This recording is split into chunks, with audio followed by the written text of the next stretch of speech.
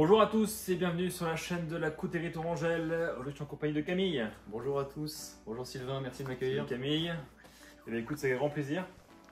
Camille qui vient d'arriver d'entreprise il n'y a pas si longtemps que ça. Donc voilà, donc spécialisé outdoor. Un vrai connaisseur, donc il va vous montrer quelques articles qu'il a fait venir sur le site récemment. Sélection maison, les familles. Exactement. Donc du coup, on va commencer avec une grosse sélection de couteaux pliants avec le fameux CVV Starflare qui vient d'arriver chez nous. Donc CVV fête ses 10 ans cette année. Donc ils ont sorti un élément de toom spécifique pour ça. Il n'y en a déjà plus, on est déjà repris au stock et il n'y en aura plus par la suite. Donc le Starflare, couteau pliant button lock qui est très joli. Donc là c'est la version Damas. Donc on est sur un aluminium. Au niveau du manche, excusez-moi, aluminium rouge. Ensuite, on est sur une lame de 8,4 cm, 3 mm d'épaisseur, donc vraiment du standard. Sur un poids léger, on est sur 98 grammes, donc très intéressant. Et ensuite, tu peux nous dire un petit peu le design, Camille?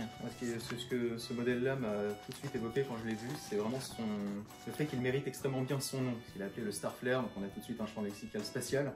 Et ça se remarque tout de suite dans les lignes, dans la reprise des petits accents toujours sphériques, voire en orbite les uns autour des autres. C'est très réminiscent des designs spatiaux. Ouais, ici, un petit peu la poussière des étoiles sur le manche. Ça fait un petit peu de la théorie tout à l'heure. Un beau couteau. Voilà. Et en général, les tranches droits comme ça sont beaucoup appréciées en ce moment. Donc voilà, il vient en plusieurs finitions. Et par la suite, je suppose que CVV, suivant comment il marche ce modèle-là, proposera encore des versions. Voilà pour le CVV. Et ben écoute, tu peux nous présenter, Camille, pourquoi pas. Alors le Spyderco. Je pensais, oui, en effet, ouvrir sur un Spyderco.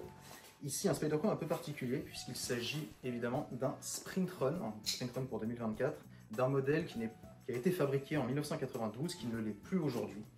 Donc ici, un Spyderco Catcherman Salt, Spyderco Catcherman Salt, en acier LC200N. Un acier très intéressant puisqu'il reprend la tenue de tranchant d'un 14C28N très bien traité et la résistance à la corrosion d'un acier H1. Donc on a vraiment le meilleur des deux mondes avec ce LC28N dans un package très fin, très léger. On s'attendrait presque à le voir flotter.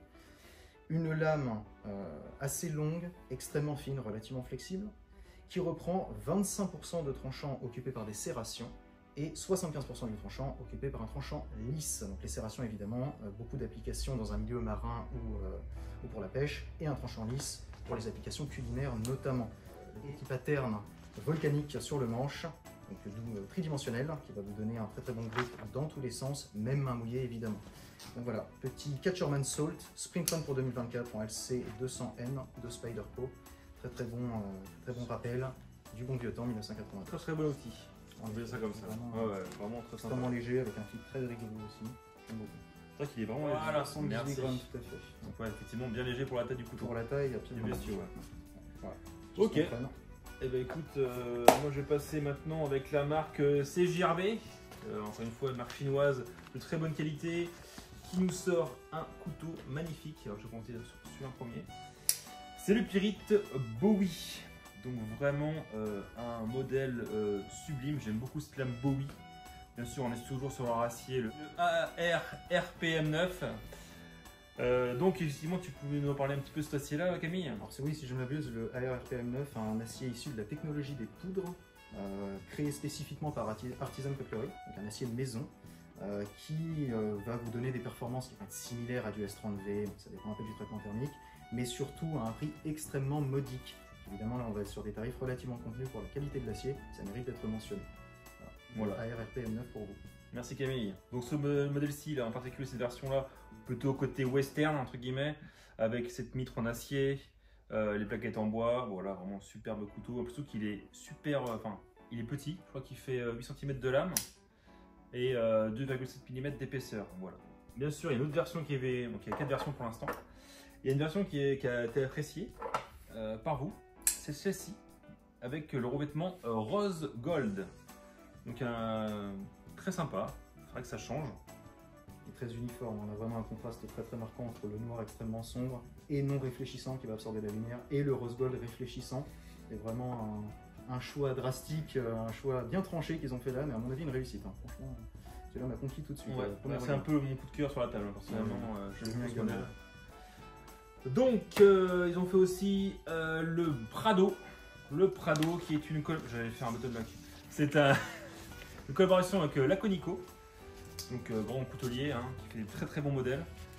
Qui avait aussi un super modèle avec Artisan Cutlery. Du coup il fait la gamme CGRB. Donc là on sera sur le Prado, donc un couteau assez grand. On est sur 9 cm de lame, 9,5 cm de lame. Toujours pareil avec l'acier AR RPM9.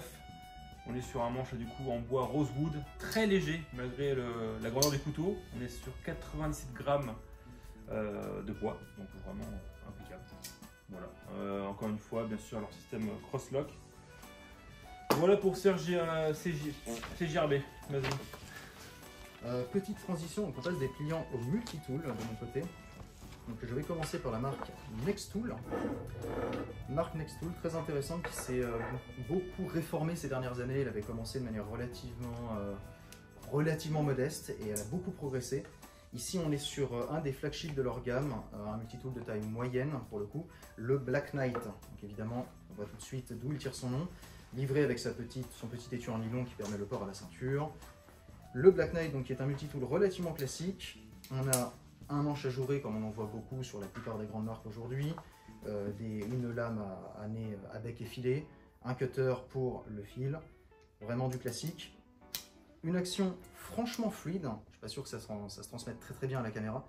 On est sur une action de lame extrêmement fluide, j'en veux pour témoin éventuellement Sylvain. Fais-toi le juge. Voilà, impeccable. Effectivement, face à un Leatherman, c'est pas possible. Non, vraiment remarquable par cet aspect-là. Donc voilà, une lame, une scie et petite fantaisie ici sur ce Black Knight de Nextool, une cisaille. Là, on est vraiment au-delà de la paire de ciseaux, on est carrément sur une cisaille. Je n'hésiterai pas à emmener ce multi-tool sur du plastique, voire de la tôle, sans exagérer, sans faire l'idiot. Et évidemment à ressort, donc très confortable d'utilisation, une relativement bonne prise en main. Voilà, une cisaille sur un multi-tool medium size, pourquoi pas, très intéressant. Livré bien évidemment avec son petit set d'embout et son adaptateur que vous utiliseriez sur cet embout, cet outil ici cruciforme, qui va prendre cet embout là et qui vous permettra d'utiliser le set d'outils qui vient avec. Pas très complet quoi. Relativement bien pensé en effet, et qui s'accompagne d'ailleurs pour finir du pocket clip, qui vient complémenter, pourquoi pas, l'étui en nylon. Donc on a plusieurs options de port. Sur un multi-tool de cette taille-là, sur un poids relativement contenu, pourquoi pas. On l'a complète. Hop, le bon fromage. Donc, et du coup, pour le prix de... Alors, on est ici sur un prix de 44,95 €, donc franchement contenu. Faut pas vous attendre à des merveilles au niveau de l'acier, on est sur du 3CR13, mais au regard du prix, on ne peut pas se prendre. Le Reat, donc Reat, marque chinoise qui fait des couteaux très haut de gamme. Et du coup, là, il nous sort un modèle, donc le PLXT. Qui est un modèle du coup entrée de gamme, on va dire, car on est sur 120 € il me semble au niveau de la vente, 130 €, quelque chose comme ça. Donc on est sur un couteau petit, une lame de 7,6 cm, une épaisseur de 4 mm, donc bien sûr au plus bas. Hein. Ici après on tombe sur un espèce de gros tranchant. Donc le truc c'est qu'il est vachement épais au niveau du manche, quelque part quand même pour un petit couteau comme ça.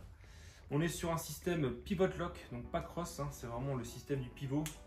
Voilà, très fluide. On est sur des roulements bien sûr céramique. On est sur un acier Nitro V. Et encore une fois, un petit modèle vraiment très sympathique de chez Reat. Très fluide. Bien sûr, on peut ouvrir en fun stub et en pivot. Et sur le manche, on a un lock de lame. Voilà, est-ce que c'est vraiment nécessaire? Je sais pas, mais en tout cas, il est là. Voilà. En tout cas, pas très grand, trapu, mais solide. Voilà. Rien à dire. Là. Donc voilà pour Reat, modèle très intéressant, bien sûr encore une fois il vient en plusieurs finitions. Voilà pour le Reat. Et on va enchaîner tout de suite avec Lion Steel. Alors nouveau modèle chez Lion Steel, le Skinny, très joli modèle. Dessiné par Moletta, donc 100% fait en Italie. Là on est sur la version haut de gamme, donc en titane, il existe plusieurs versions en titane et des versions en aluminium aussi. Donc on est sur la technologie solide, c'est-à-dire qu'on sera sur un manche monobloc, magnifiquement usiné, avec un insert carbone sur une plaquette. Bien sûr c'est un frame lock.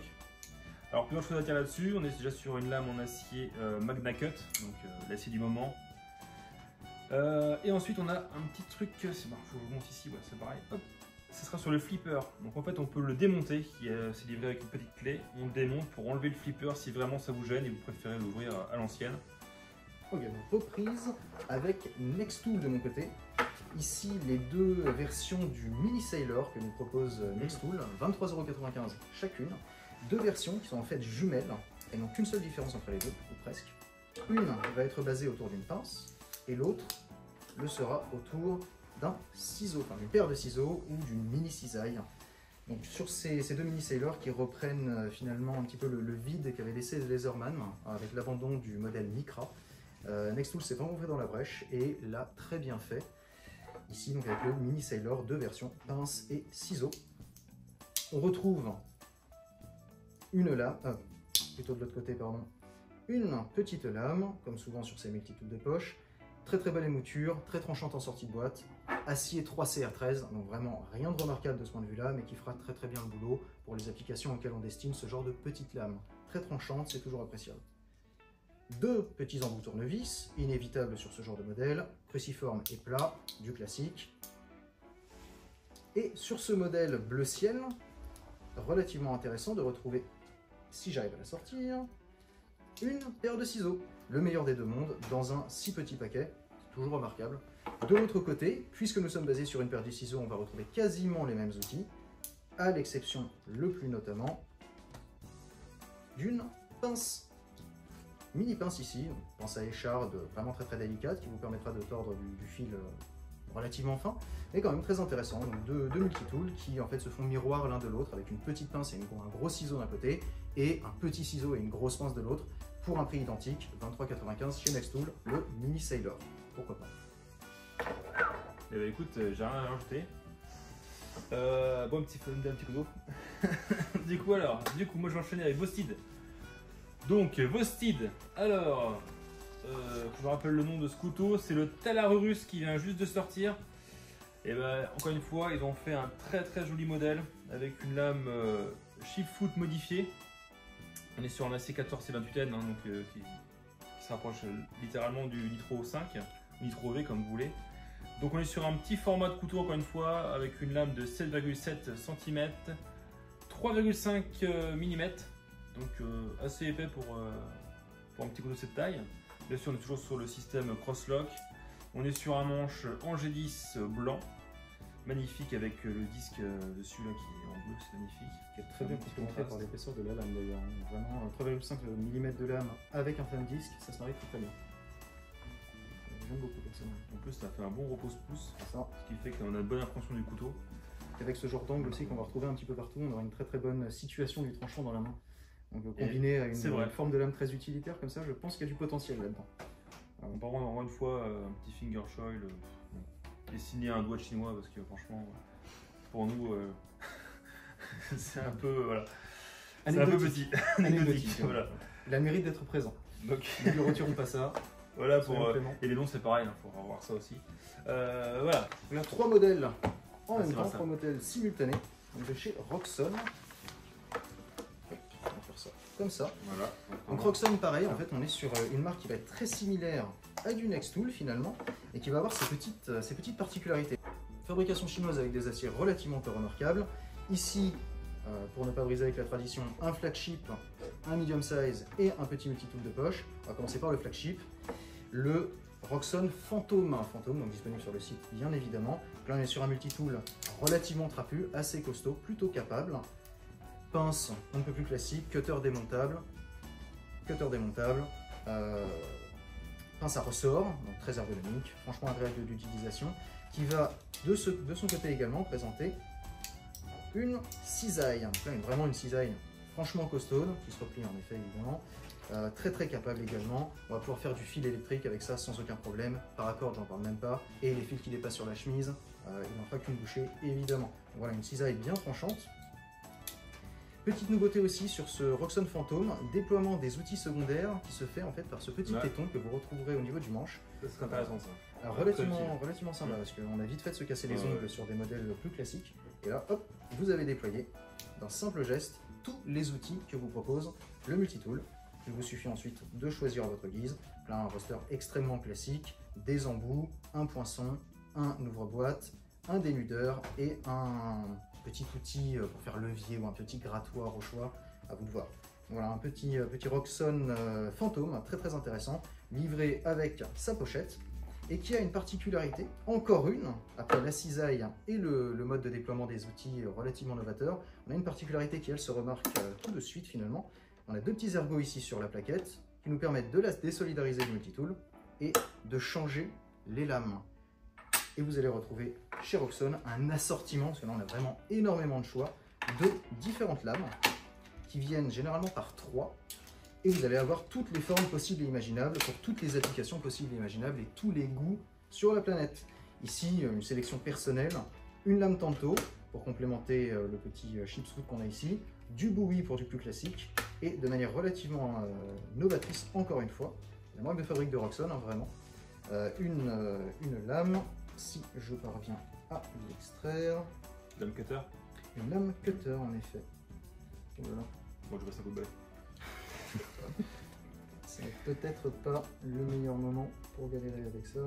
Si vous voulez les toilettes, maintenant c'est maintenant ou jamais. On va couper ça, On j'espère. va couper, Ah non. on va garder ça. On va pas me livrer au Tu connais requin. pas la maison quoi. Non, certainement pas, je m'insurge. Voilà. Impeccable. Enfin, un petit porte-lame cutter, tout simplement, que vous allez pouvoir adapter sur votre multitool et avoir des lames remplaçables, toujours Ah tranchantes, oui d'accord, bien c'est évidemment. carrément le porte-cutter. Ah oui, c'est le porte-lame. Très bien, J'ai pas de lame pour faire la démonstration, mais on C'est- vous le livre quand même avec les lames qui vont bien. C'est quand même très fort. On va pas se mentir. Quand tu as Franchement, montré ouais. Roxxon que je connaissais pas vraiment. Là, vous changez votre lame. C'est vraiment bluffant. Voilà, flagship de la marque Roxxon, le fantôme, lame remplaçable, cisaille et système de déploiement ergonomique des outils secondaires. Appréciable. On continue sur Roxxon avec finalement ici un couteau de poche. Pourquoi un couteau de poche dans une marque multitool? Parce que là on est vraiment sur un couteau de poche, hein, rien à dire de ce point de vue là. On a un clip de poche, on a un ergot de déploiement pour le pouce et une lame liner lock avec verrouillage, tout ce qui est plus classique. Ici une lame en 5CR13, un acier un petit peu plus quali pour ce multitool basé autour d'une lame, qui a quand même une particularité, comme toujours avec Roxxon, toujours très novateur, une paire de cisailles. Cisaille, encore la cisaille Incroyable. toujours. Toujours les cisailles. Les cisailles, C'est c'est un vrai très fan, hein. important. Ça vous permet d'économiser le tranchant de votre couteau. Voilà, paire de cisailles inclus dans ce multitool là, avec le petit clip de poche. Et comme tu me le disais tout à l'heure quand je te l'avais présenté, Oui. relativement léger malgré tout. Léger et surtout très fluide au bout de la lame. Voilà. Ça, c'est Aussi, surtout ouais. ça qui m'a bluffé aussi pour le prix.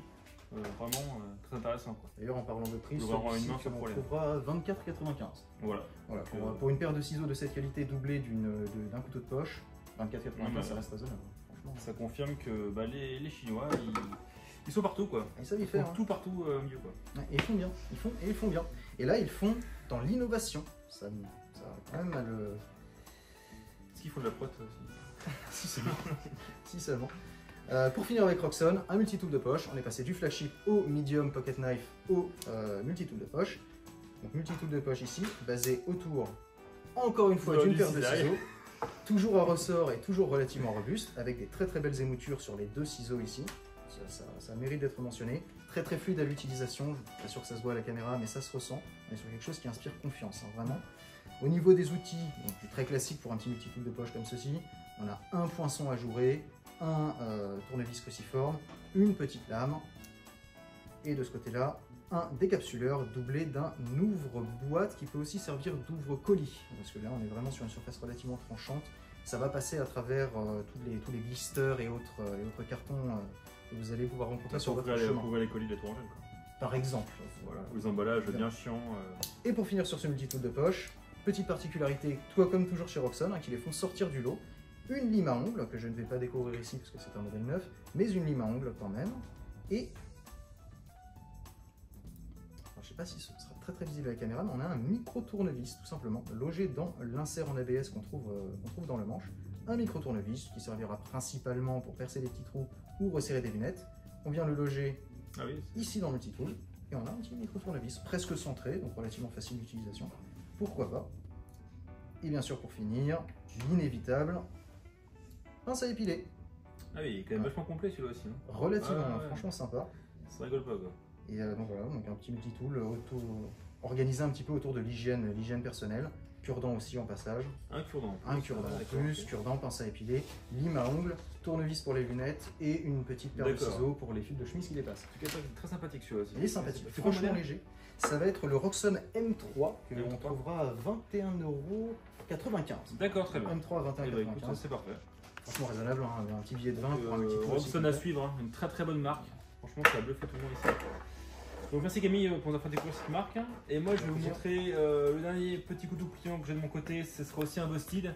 Et ce sera le Corky Pup. Je pense que voilà, c'est plus de tout destiné à la Californie. Hein. On est dans l'argumentation, je pense. On est sur une lame de 6,2 cm, 3 mm d'épaisseur pour un poids de 81 grammes. Pareil avec un petit manche G10 blanc qui est en ce moment beaucoup à la mode, hein, ce petit côté Stormtrooper. Voilà, donc on m'a quand même dit que ce couteau ressemblait à un chien. Voilà, donc personnellement, voilà, de face ça fait penser à un chien. Les oreilles, les yeux. Voilà. Je pense que tu manques drastiquement de sensibilité artistique. Hein. Donc C'est non, sauf ouais, aux yeux. Hein. là-dessus, encore une fois, pour ceux qui aiment les petits couteaux, le Gorky c'est pour vous. Et surtout, ce que j'aime beaucoup, c'est que cette finesse de manche et surtout ce côté, vraiment ça pique très fort, quoi. Je pensais pas que c'était aussi performant, quoi. On va repartir cette fois en Europe. On va repartir en Italie. Italie, comme promis tout à l'heure. Deux modèles de chez Fox, made in Italy. Le Fox Defender, dans ici les deux versions qu'on propose. On a une version en bois de noyer et une version en manche FRN. Version bois de noyer et version manche FRN. Donc en fait une version plutôt traditionnelle chasse et une version plutôt tactique.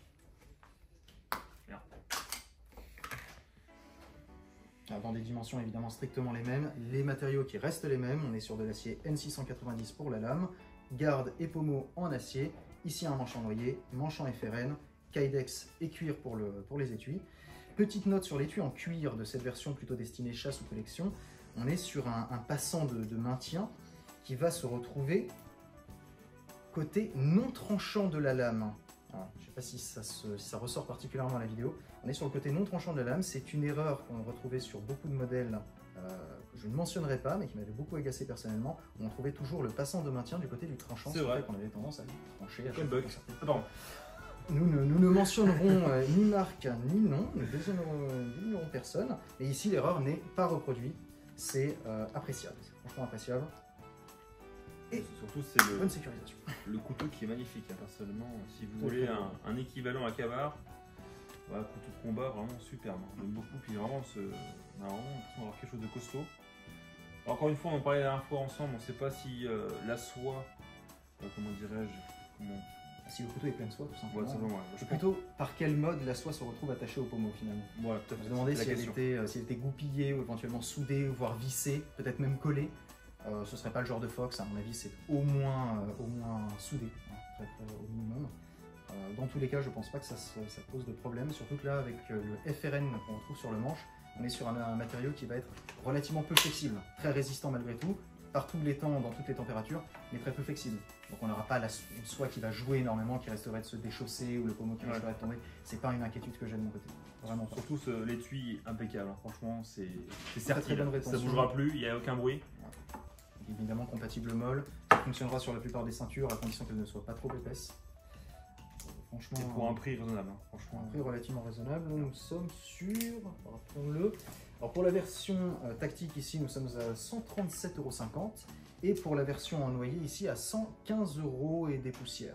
vraiment. 115, 137, prix contenu, Ouais. made in Italy. Et il y en a pour tous les goûts. Et Vraiment. 115 €, ça rappelle un peu le prix du Cavard, donc on est vraiment là pour concurrencer le Cavard. On est Voilà, sur on un le très, concurrence, très- on le domine, je dirais presque. Ouais. Bah, ça dépend si on aime les manches en cuir, on reste sur un Cavard, mais si on préfère un manche en bois ou un manche en FRN. Après, pour la chasse, toujours intéressant d'avoir un manche en bois. À mon avis, ce sera peut-être un peu moins susceptible d'absorber les différents fluides qu'on va retrouver en chasse. Alerte psychopathe. Donc, peut-être que là, ils ont fait un choix pratique plutôt qu'esthétique ou historique. Effectivement. Très belle remarque. En tout cas, Merci Camille. bon moyen de clore la vidéo, je pense, sur deux magnifiques modèles, extrêmement compétitifs au niveau du prix et franchement remarquable. Vraiment Fox qui nous Ouais. honore toujours de très très beaux designs, simples mais efficaces. Vraiment. Bah, écoute, merci Camille en tout cas pour l'enseignement de Nextool et de Roxxon. Un plaisir, un plaisir. J'ai beaucoup d'amour pour ces deux marques là. Tu étais vraiment bien calé sur les marques. Donc merci à vous pour regarder la vidéo jusqu'au bout. Bien sûr, encore une fois, n'hésitez pas à liker la vidéo, le petit pouce bleu. Les commentaires, surtout, c'est intéressant. On aime bien vos retours pour savoir ce qui vous a plu, ce qui vous a pas plu. Donc c'est parti, voilà. Merci à vous et puis on se dit à la prochaine. D'ici là, portez-vous bien. Merci de nous avoir vus.